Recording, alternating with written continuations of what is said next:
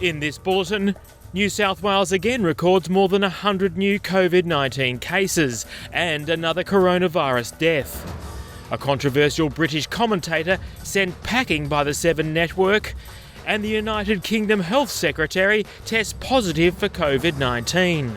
With the latest SBS News, I'm Gareth Borum. New South Wales has recorded 105 new COVID-19 cases and another death from the virus, with the state yet to see a significant drop in fresh cases after 3 weeks of lockdown. New restrictions aimed at curbing the spread have come into force. Premier Gladys Berejiklian says the persistently high case numbers have left her with no choice but to enforce tighter lockdown bans. 27 of those cases were infectious in the community, so they were still active in the community, and that's the number that worries us the most. We've seen that number crop up day in and day out, and as we've explained previously, we won't see the effects of these harsher restrictions until at least 5 or 6 days, because there's a lag in the data. Residents are barred from leaving 3 southwest Sydney council areas unless they work in health or emergency services, while all but critical retail outlets across the city are closed. A woman in her 90s from southeast Sydney has died, the 4th fatality linked to the current outbreak. Victorian authorities haven't ruled out extending the state's 5-day lockdown after recording another 17 cases of coronavirus. All new cases have been linked to current outbreaks, with more than 50,000 tests conducted. Premier Daniel Andrews says it's too early to predict if the lockdown will be lifted, when it's scheduled to finish on Tuesday night. This lockdown won't be on any longer than it needs to be, and I can tell you it'll be much shorter than it would have been. Look at these cases that have just unfolded in the last couple of days. If we'd been open, then we wouldn't be talking about 40, 50, 60 cases. We'd be talking about an altogether bigger number and an altogether longer lockdown. So this strategy is working, and it's only working because our health team are doing an amazing job, but everyone at home is doing an amazing job. The number of exposure sites in the state has grown to more than 200, with a new case identified in the far northwestern town of Mildura, linked back to the MCG cluster.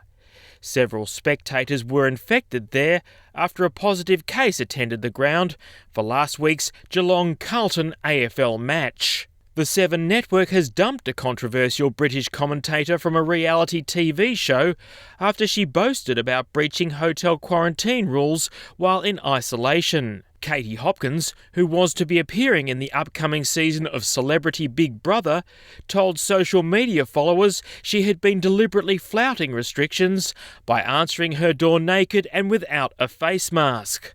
After an outcry over her comments, Seven has condemned her remarks and confirmed she would no longer be appearing on the show. Earlier, Home Affairs Minister Karen Andrews directed Border Force to urgently review her visa. Queensland Premier Anastasia Palaszczuk and Brisbane's Lord Mayor Adrian Schrinner are flying to Tokyo today in a bid to bring the 2032 Olympic Games to the state. Ms Palaszczuk's part in the trip has come under attack from some political opponents, with an online petition calling for her exemption to leave be denied. Australian Olympic Committee President John Coates says it would be disastrous for the application if Ms Palaszczuk did not attend as part of the Australian delegation. Both the Premier and the Lord Mayor will face 14 days of quarantine on their return from Japan. Overseas now, and British Health Secretary Sajid Javid has revealed he's tested positive for COVID-19 and is self-isolating while he awaits the results of a second test. Mr Javid said in a video message that his symptoms were mild. Hi everyone, I just wanted to update you all that I've tested positive for COVID. I was feeling a bit groggy last night, so I took a lateral flow test this morning and it's come out positive. So I'm now self-isolating at home with my family until I get the results of a PCR test. I'm grateful that I've had 2 jabs of the vaccine, and so far my symptoms are very mild. Mr Javid took over last month from Matt Hancock, who resigned after breaching social distancing rules. To sport now, and in the AFL, Essendon has moved back into the top 8 with an 18-point win over North Melbourne on the Gold Coast. The last place Kangaroos led the game at half-time by 10 points, but couldn't withstand the Bombers in the second half. And now for a look at tomorrow's weather. Perth, showers, 19. Adelaide, partly cloudy, 15. Melbourne, a shower or two developing, 14. Cloudy in Hobart with a top of 13. Morning frost and cloudy in Canberra, a top of 10 there. Wollongong, partly cloudy, 17. Similar conditions in Sydney, 16. Newcastle, partly cloudy as well, 17. Brisbane, mostly sunny, 21. Partly cloudy in Cairns with a top of 28.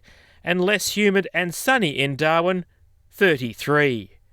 I'm Gareth Boreham, and this is SBS News.